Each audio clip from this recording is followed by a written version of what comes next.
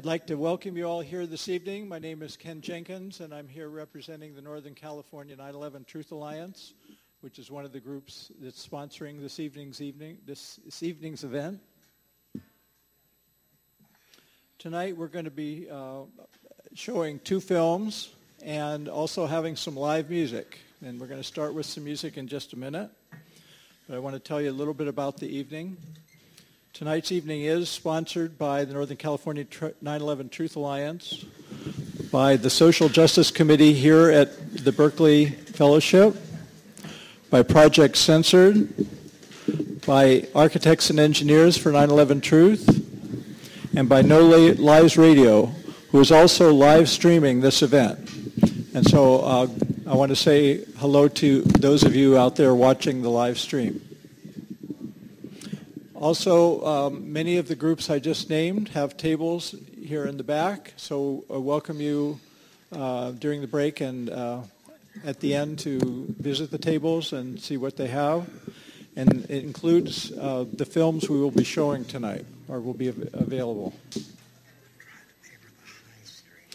I want to give a special thanks to several people that put in extraordinary help putting this event on. One of them is Alan Rees of No Lies Radio, who volunteered to be the point person to make sure this event happened. And the other one is Vic Sado, who, like Alan Rees, yes, flies for both of them. Both of them did an extraordinary amount of work publicizing this event and helping put it on. Also, Camille Save that did our graphics that you can see for this event and for our upcoming event at the Grand Lake Theater. This evening is a kind of a mini film festival similar to what we do at the Grand Lake Theater every year. And we are doing another event this year, September on the 11th, at the Grand Lake Theater.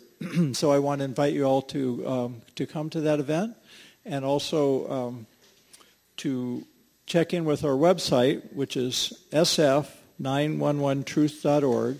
So SF is in San Francisco, 911truth.org is the website where you can get updates for this coming September's event.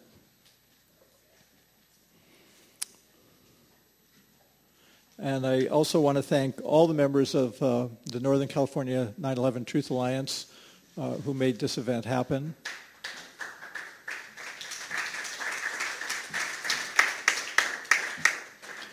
Okay, so I'll be back in a minute to announce our first film, but first we have a song by our own Vic Sado.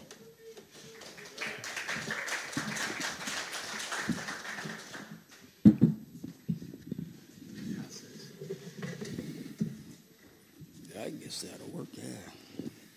Do you need to go back over there to check it?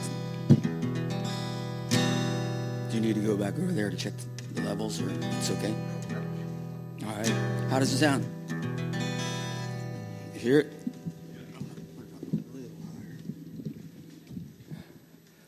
All right, here's a song that I wrote after reading David Ray Griffin's book about the 9/11 Commission, and he had a section in there where he had found Norman Mineta's testimony in, I guess it was in something that wasn't published, but it was in their records of the commission.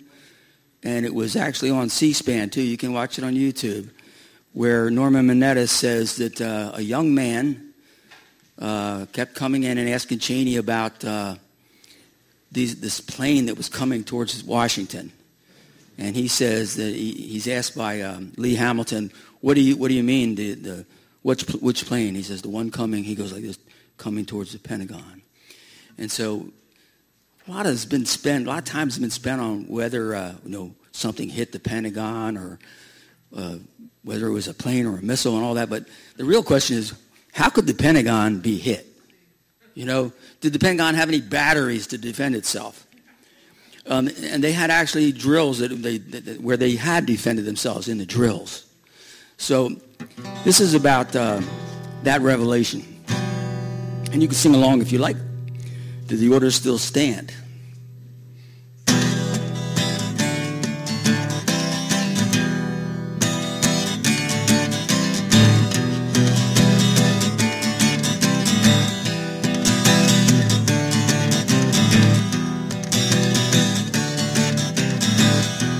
Cheney's in the bunker, now we're under attack.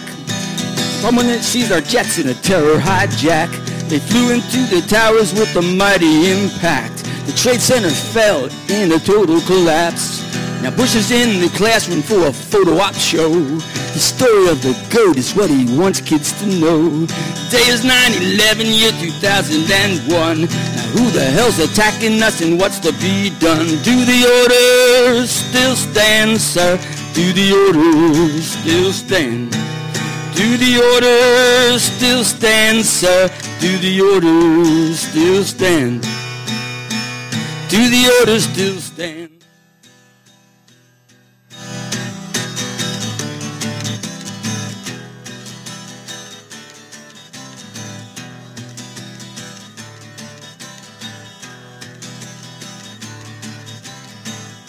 The Transportation Secretary, he testified.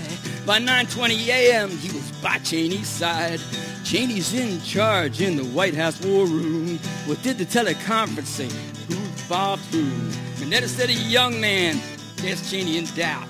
The order still stands, sir. They're 50 miles out. They're 30 miles out, sir. He reports the command. The plane is 10 miles out, sir. Do the orders still stand? Do the orders still stand, sir? Do the orders still stand? Do the orders still stand, sir? Do the orders still stand? Do the orders still stand?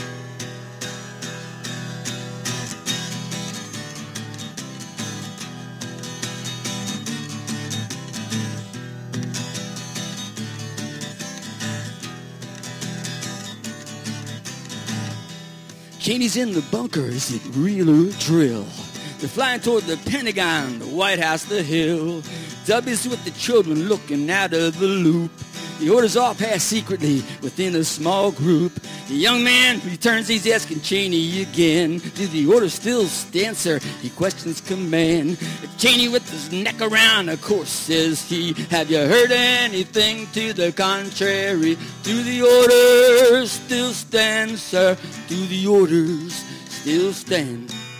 Do the orders still stand, sir? Do the orders still stand? Do the orders still stand?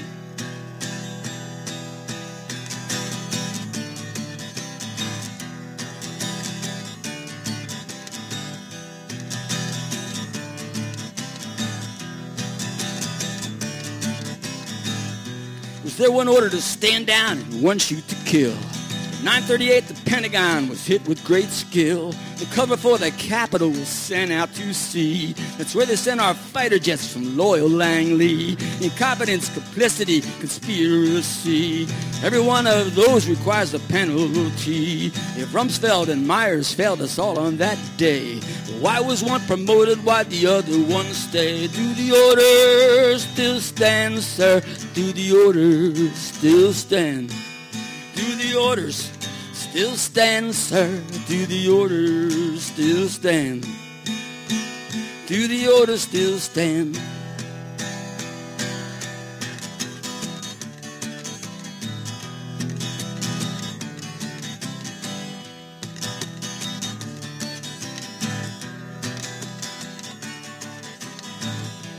Cheney's in the bunker now, they're saying near 10. They're changing all the timelines we were given back then. There's no time now to stop the DC attack. The Pentagon batteries couldn't even fight back. No shoot down, order aimed at Flight 93. When passengers were on the verge of victory, Mineta was omitted from the final report. Many other matters they dismiss and distort. Do the orders still stand, sir? Do the orders still stand? Do the orders still stand, sir? Do the orders still stand? Do the orders still stand? Do the orders still stand, sir?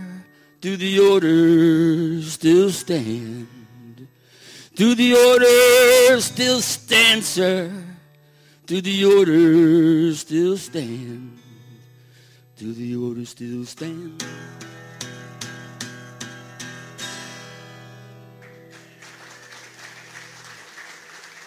Thank you. And I hope it comes up tonight that the order was COG. Do you know what COG is? Continuity of government. It's martial law, and the Constitution is suspended. We may still be operating under that, as you can see from the laws and edicts being passed. ECD's left.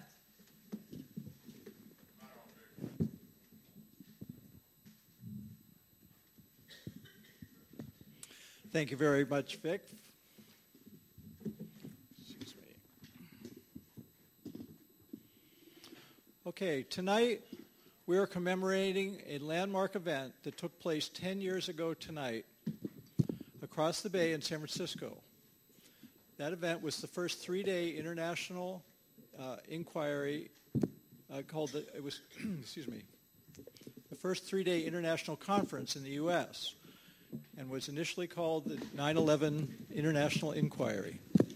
And could we just have a show of hands how many people here in the room were actually at that event?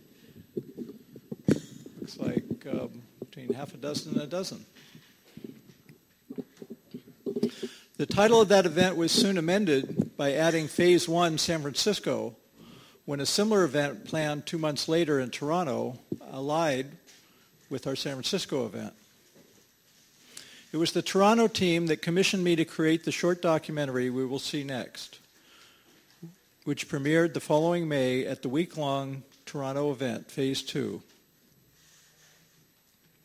Although the San Francisco was officially a Northern California 9/11 Truth Alliance event, one person deserves the vast majority of the credit for making the San Francisco 9/11 inquiry happen.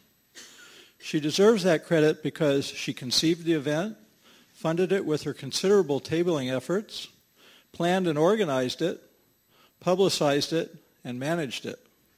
And that one person is our own Carol Brule.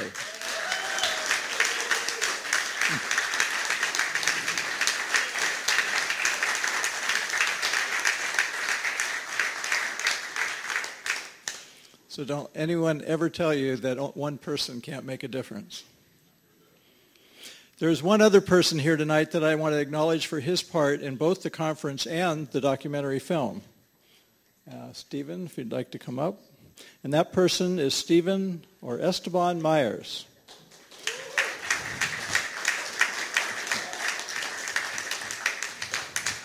Esteban was the stage manager at the San Francisco event, and that role he continues at our Grand Lake Film Festivals.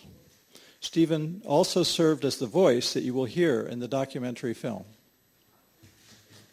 Well, thank you, Ken, for all that you do. I would also like to again acknowledge Carol Brule. It feels awfully good to be human, and we're human because we care, to make it plain, right? Right? If Yao Ming or Shaquille O'Neal were to walk through the door, it would not be necessary to say, oh, those guys are tall. It would be evident. Yeah, it's evident what's been done to us. And I'm just very proud and honored to stand with you all and in this truth-telling house. Ken, thanks for all that you do. It was an extraordinary 3 days, those 10 years ago, as some of the greatest minds and thinkers and researchers around the world who truly care and love humanity and the way of life came together. Anyway, it's good to be with you all tonight. And on we go, huh? On we go.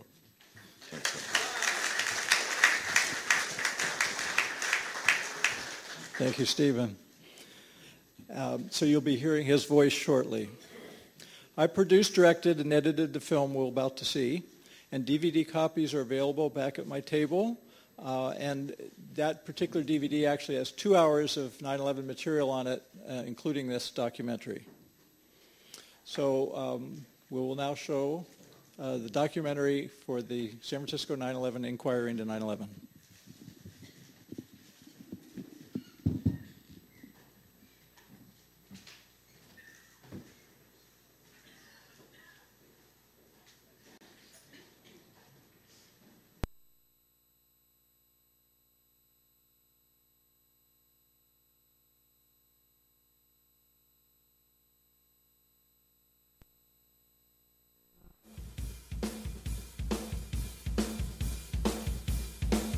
Planes hitting New York City, and thousands now are dead. It was Arab terrorists, this is what you said. Well, if that is the truth, then what have you got to hide? What were you doing on the day all those people died? Where were the fighter jets ordered by the FAA? For 3 days in March of 2004, an unprecedented event brought forth an alternative vision of September 11th. 1,000 activists gathered in San Francisco for Phase 1 of a Citizens 9/11 International Inquiry. This was a culmination of a growing movement seeking to discover and reveal the facts and the truth about the events of September 11th, 2001. The inquiry process will continue with Phase 2 in Toronto at the end of May. The main hall for films and speakers was the historic Herbst Auditorium. 9/11 websites sprung up all over the place. And this amazing sort of conversation and cooperation began happening amongst researchers all over the world. The films Aftermath and The Great Deception were screened along with excerpts of Painful Deceptions, Arsenal of Hypocrisy, War and Globalization featuring Michel Chossudovsky, Liberty Bound, and Guerrilla News Network's Flight 93 and Ammo for the Info Warrior. Along with film showings, a lengthy list of distinguished authorities and activists spoke. The speakers included Carol Brûlé, Barry Zwicker, Mike Rupert, Paul Thompson, Ian Woods, Jim Mars, Ellen Mariani, and Phil Berg. Musician David Rovitz added his special energy to Friday evening. Say when you told the Air Force to stand down, not to intercept, did you plan to let it happen, or are you just inept? These presenters spoke on a variety of topics, with the common theme of 9/11. Here are some highlights. The purpose of 9/11 and encore 9/11 type events is to keep the public malleable through fear. A fearful public will countenance a reduction of its liberties in return for promises of greater security. More encores are expected. I hope this will be the subject of much discussion at this inquiry. If the 9/11 planners have been high-fiving over their success, they're engaging in hubris, taking credit where it is not due. Because those who conspired to concoct this toxic trick and inflict it did not succeed because they created a seamless magic trick.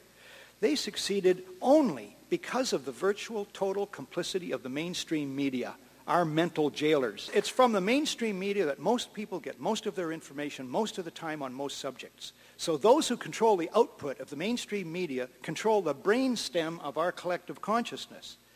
When those charged with being skeptical inquirers are neither skeptical nor do they inquire, the only phrase for it is deep complicity. As author and activist Arundhati Roy writes in the current issue of Global Outlook magazine, the magazine of our movement, quote, "It is important to understand the corporate media do not just support the neoliberal project, they are the neoliberal project. It is structural, it's intrinsic to the economics of the mass media."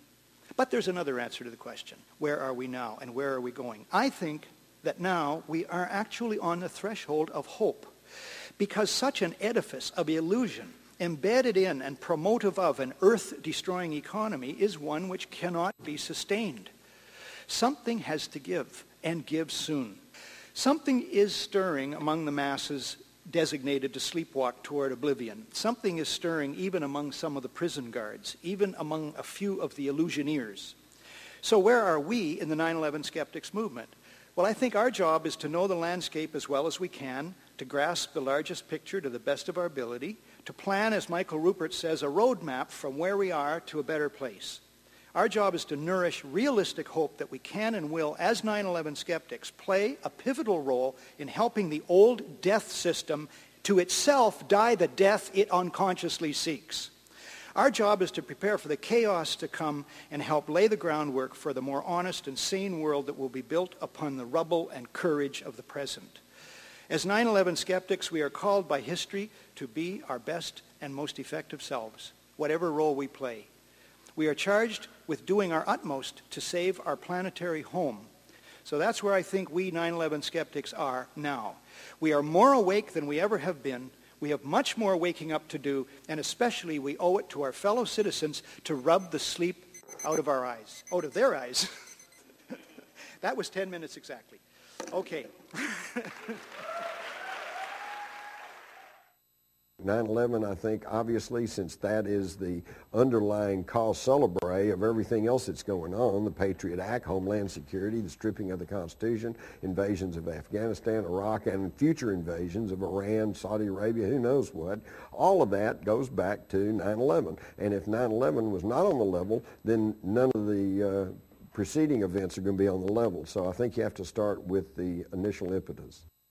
Let us first address what I would like to call the 9/11 myth. It is, I submit, a fantastic construct. It is the story of the 19 hijackers, bin Laden, the laptop in the cave, and so forth. This myth has now become the basis of the government of the United States. The two are inextricably linked. And the survival of the myth is, of course, the key to the re-usurping campaign of the current tenant of the White House.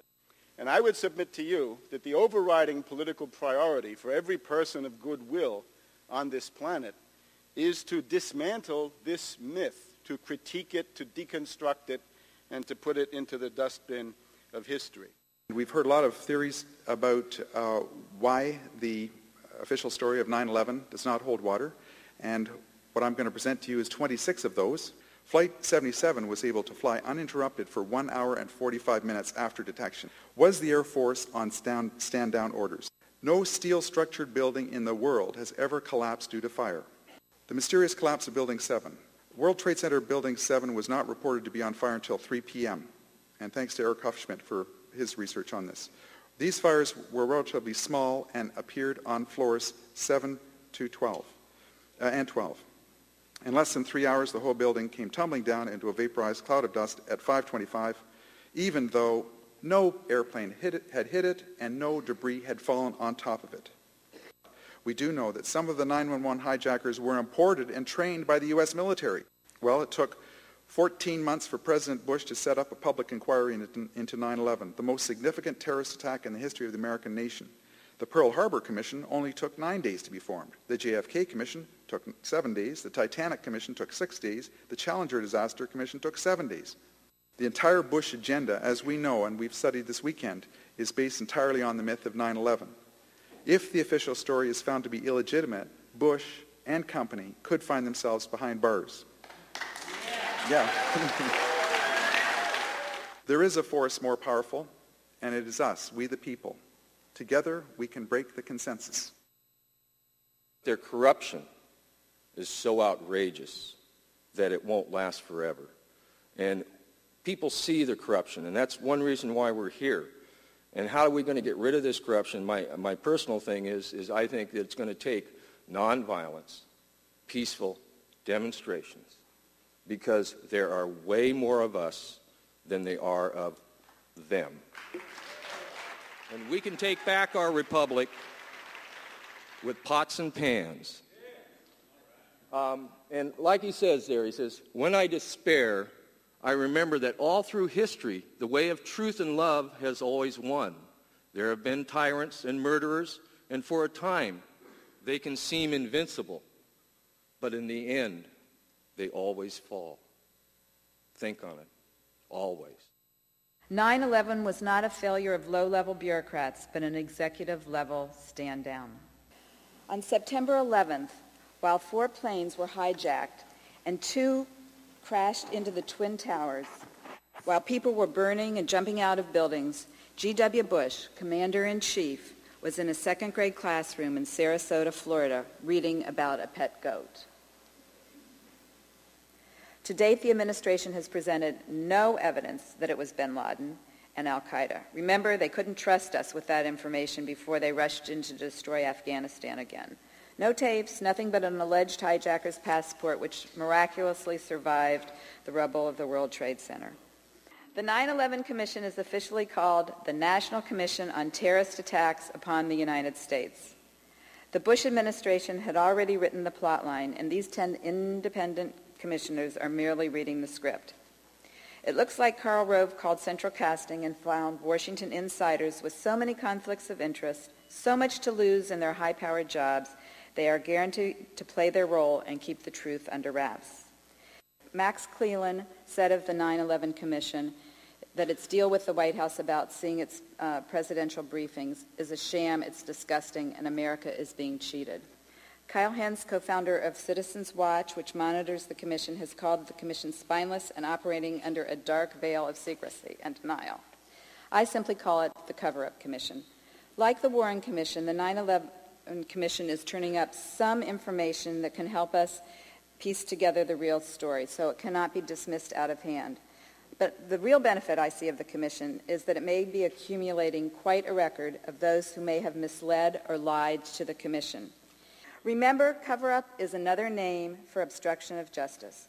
Perhaps the international inquiry, which we're forming, might consider adding some of these commissioners to those involved in the cover-up. Truth is the only way to healing and peace. The idea that the World Trade Center collapsed, the leveling of the Twin Towers and Building 7 resulted from the jetliners impacting the towers is the core of the big lie of 9/11/01.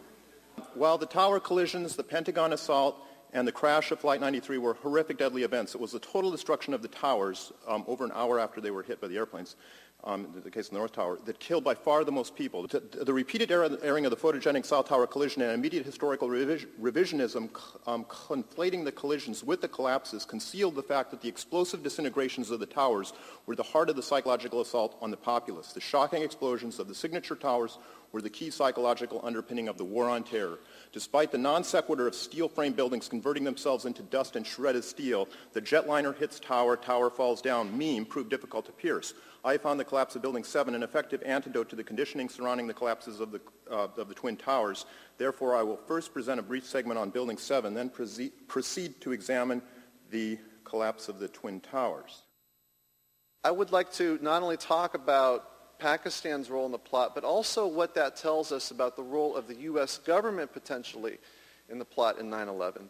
In the early 1990s, the ISI created the Taliban in Afghanistan pretty much from scratch. The Taliban didn't exist. They gave them money, weapons, everything, sort of pushed them over the border, and they put them into power after a tremendous amount of support behind them. And it's pretty much accepted by all the mainstream media that the Taliban were the complete puppets of the ISI. Either that the U.S. was directly involved with Pakistan and these other countries in the 9/11 plot and allowed it to happen or helped make it happen, or the U.S. government was completely taken for fools, and then afterwards they covered up their foolishness and have actually, instead of punished these countries and these actors, they've actually rewarded them.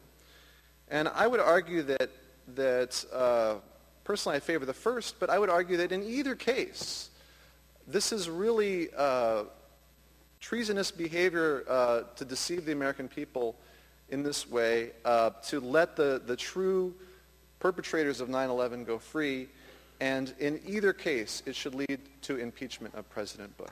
Thank you very much. Many people wonder about how such a quote-unquote conspiracy could be carried out. They say, oh, thousands of people would have had to know. The answer is no. I have studied a great many covert operations. I have interviewed a great many covert operatives, and the fact is you don't need a whole lot of people to know. You need key people in key places. For the first reason, that there's something called compartmentalization, where you only have a person in one room working on a bolt, a person in another room working on a nut, a person in another room working on a screw, and nobody knows what the finished product looks like. That's metaphors for covert operations. But also, you only need a few people in key places. And here's another quote that from the Associated Press on August 13th. Fighter jets scrambled 67 times properly in the calendar year prior to 9/11. So we know from these events right now that at this point that at between 8:13 and 8:14 a.m. in the morning, we have confirmation, according to what the FAA would know, that Flight 11 had been hijacked, period. There is no question. At that point, immediately, the scramble order should have been issued. Over here at 8:46, 3 F-16s assigned to Andrew Air Force Base are flying air-to-ground strike training mission 200 miles from Washington. Instead of being ordered to D.C. at supersonic speeds, They return to base, slowly landing only after Flight 77 hits the Pentagon. They could have been in D.C. airspace within 10 minutes. Flight 93 was shot down. You cannot have a 5-mile or 4 or 5-mile debris trail. I think the port engine was something like 2.5 miles from the impact site. These multi-ton engines don't bounce 2.5 miles. Multiple witnesses confirm a missile strike on the aircraft, and there were some very strange military planes around that. So when you get to the bottom of all this, nobody did what they were supposed to be doing, and it shows very clear criminally negligent, at best, behavior. I think you have a clear case for conspiracy here. My plea to all 9/11 activists is that we have to find the sheet music so that we can all sing the same notes. I would submit to you that if I could make this case to you in 20 minutes, we can make the same case to the American people in 20 minutes, and if we keep it simple, we might be able to crack the nut that we need to crack, that we must crack to save our country, to save our planet, and our civilization. So ultimately what I have to say to you is that as I look at this and as I've studied this and as I've worked 26 years to unravel this covert mechanism that governs our lives, I'm firmly convinced that what we are now faced with is a choice offered to us by our Creator. Either evolve or perish. Thank you. Give me a lever long enough and a place to stand, and I will move the world. And I take that as a metaphor, and for me, 9/11 is the longest lever, the greatest opportunity of our time. As John Buchanan, Republican candidate for president on a 9/11 truth ticket, has said, it's the mother of all issues. And I believe the truth of 9/11 will change our world more than any other single issue. That the official story is a conspiracy theory. It's a conspiracy, 2 or more people. The official story is just a theory. It has never been proven. There has never been any kind of trial. Very little additional evidence has been added to the nearly immediate conclusions that were drawn within hours or a few days of 9/11. And any and all investigations that were for many months non-existent were and are being resisted, underfunded, ignored, stonewalled, and limited. So the official story is a conspiracy theory. So it's not a question of whether or not you believe in conspiracy theory or that 9/11 was a conspiracy theory. It's a question of which conspiracy theory you believe in. We're talking about an evolution and an awakening. 9/11 is part of a much bigger evolutionary spiritual awakening happening and accelerating throughout humanity. In part, we are currently doing some collective shadow work, exposing this darkness to the light. Shadow, as you know, the part of us within ourselves that is not so pretty and that we don't want to show and talk about, but we're aware it exists and other people tell us about it. That same thing happens on a collective level, and we in fact call it the shadow government.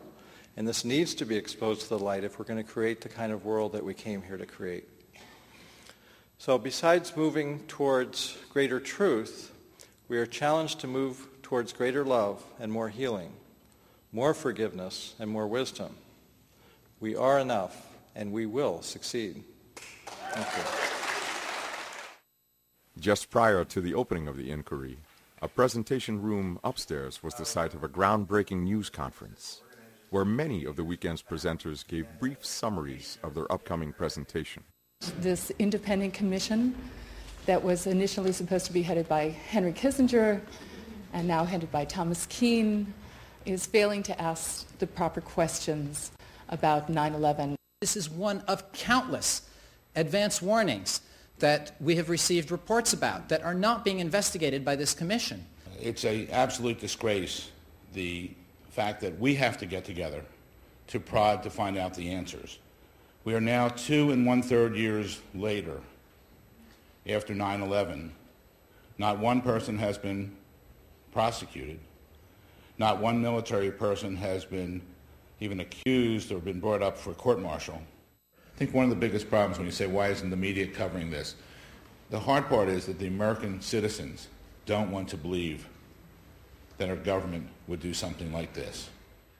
That every plane which deviates from its flight path and radio contact is not established with that plane or there's a hijacking confirmed, military jets must be scrambled to intercept that plane to find out what was going on immediately. And if you look at the past record, which is documented in official reports of responses, US responses to previous hijackings and other such incidents, There is absolutely nothing like this that has happened before in the history of the United States. It's absolutely unprecedented. What happened on 9/11 was a violation of standard procedures.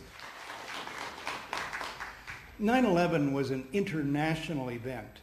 You know, it's literally not true that, quote, 3,000 Americans died that day, unquote. It's not a competition about victimhood, but people from 84 countries died that day, including 26 from Canada. So this is why we've linked together, we in Toronto, who are holding an international, and we're adding the word citizens now, inquiry into 9/11. We have linked hands across the border, harmony and complementarity with San Francisco here. It makes it less likely they can call us anti-American up there, by the way. We are here today to tell the rest of the world that no matter what the major media does, no matter what the government does, no matter what the financial interests governing this planet do, at this moment in time, we will not let 9/11 go. Thank you.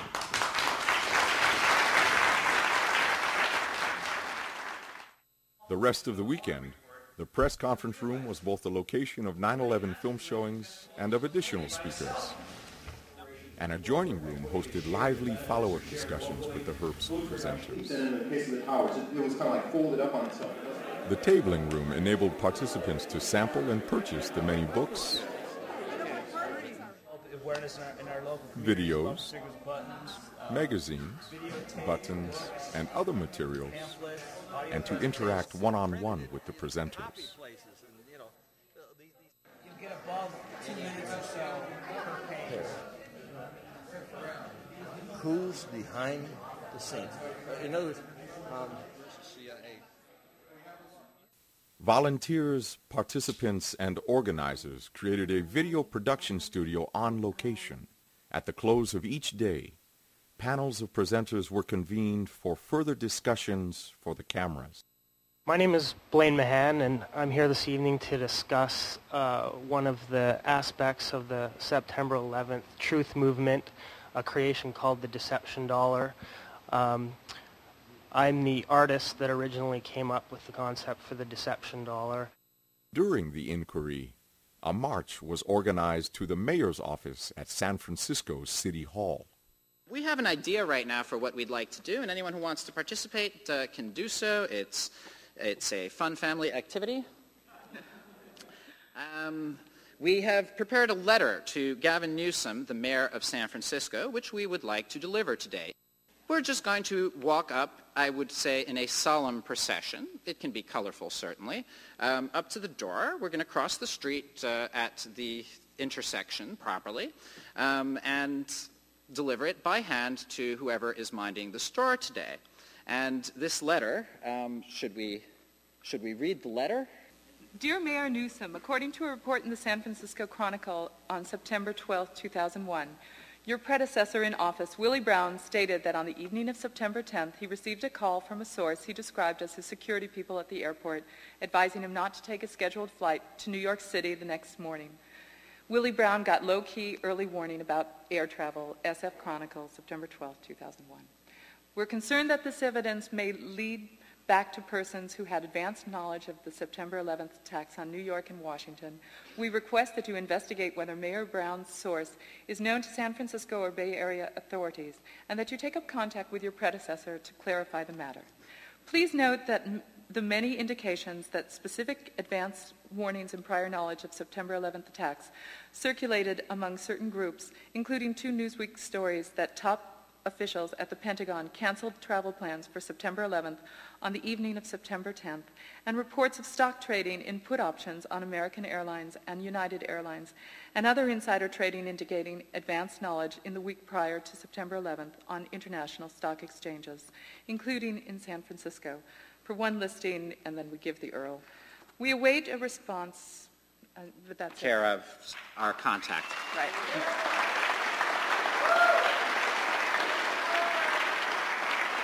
So it's conveniently located just across the street. So if you have 5 minutes and you'd like to join us, we would welcome your company.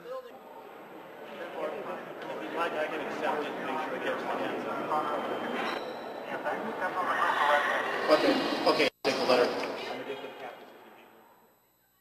demanding these answers for the families as well as for the rest of the country who's been asked to send their sons and daughters to war and give up their civil liberties based on 9/11, the most horrendous yet least examined event in modern American history. It's time for the truth. We're sick of the lies, we're sick of the cover-up, and it's time that we got what we deserve, which is truth. Thank you. Please walk with me. Please march with us. We were on our way to my daughter's wedding, and he never made it. So I'm here today for all the 3,000 who killed. I am ashamed of our government and what they've done. They have lied. They will do anything to obstruct our justice. I waited 2.5 years for justice, but it hasn't come forward. I can't do it alone, and it's people like you that are walking with me for your future, your grandchildren and your children and whomever else is here in our country. I'm very honored to be able to represent Ellen Mariani. I'm representing her on behalf of herself to seeking the truth for her late husband and for the other 3,000 people who were murdered on that day, and also all of you and everyone across the United States and around the world. Because what occurred on that day was terrorism.